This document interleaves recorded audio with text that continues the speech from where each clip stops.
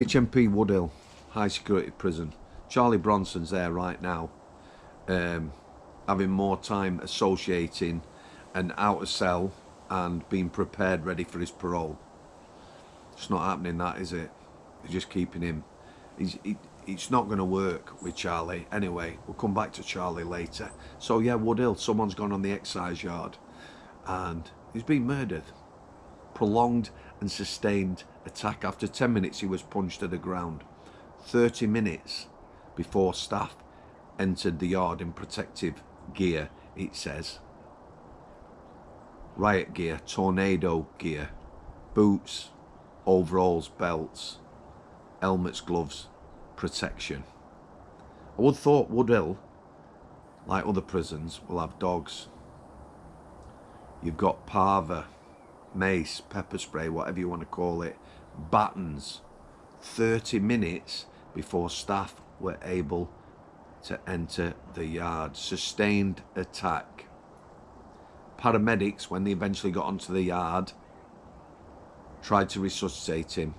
He was pronounced dead. That's a massive failing, that. An absolute massive failing. 30-minute attack.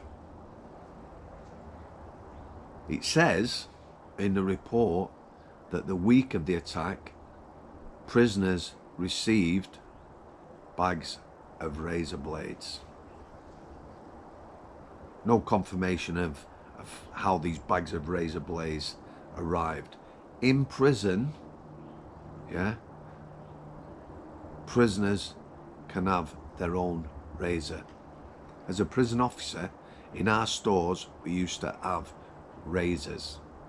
Dead easy to improvise a weapon. However, I've seen weapons fashioned from all manner of things.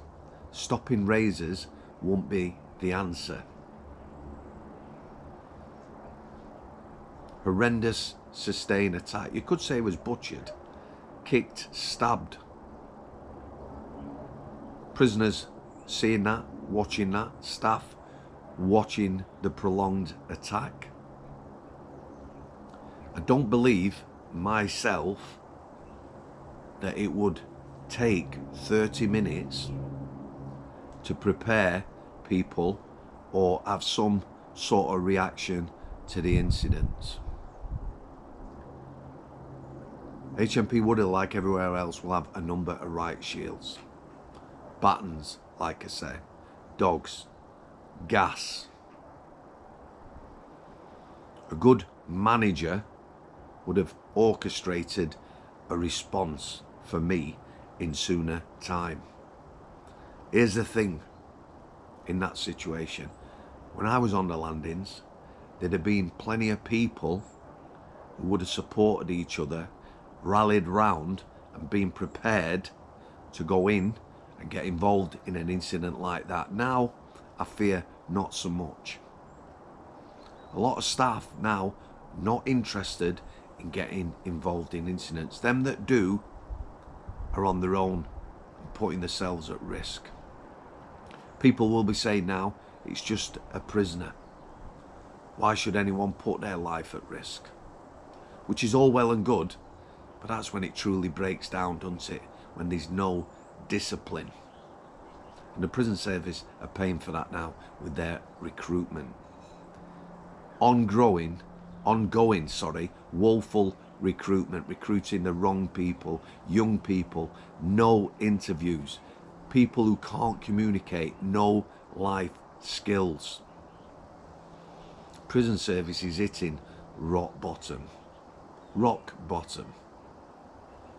Fumbling my words now, aren't I? It's annoying. It was avoidable, this. But you know, it was all about the labour, prison officers, the wages they were on. As an officer when I left, what was I on? 30, 31, 32 grand. They let loads go, got rid of experienced staff with redundancy. They don't care. They don't look after staff. There's nothing in place. How many jobs do you think, you know, over the years, the actual starting salary goes down? and the qualifications for that job. They'll take anybody now. Went down to about 21, 22 grand, but you can work extra, work above your 37 hours, work 42 hours, and pro rata you'll get a bigger salary. Prison service unions, POA, Prison Officers Association, politicians, everybody, prison service headquarters, all complicit. They all knew what was going on. Nobody's done anything. Now people cry and bitch on TV. Yeah, the unions have never ever in the prison service for me, and that's confirmed by one of my friends who was part of the union set up in prison. Never looked after staff. They've always been gaffers' narcs, in gaffers' pockets. Many union officials, certainly at the prison I worked, had cushy jobs. When them jobs were taken away from them, they retired. When they had to do some real work, they retired. In gaffers' pockets, not looking after staff. 30 minutes. That is a long, long time. Shocking state of affairs. Just go online, you can look at current prison reports. Any prison, go and have a look at the last report. It's an absolute shambles.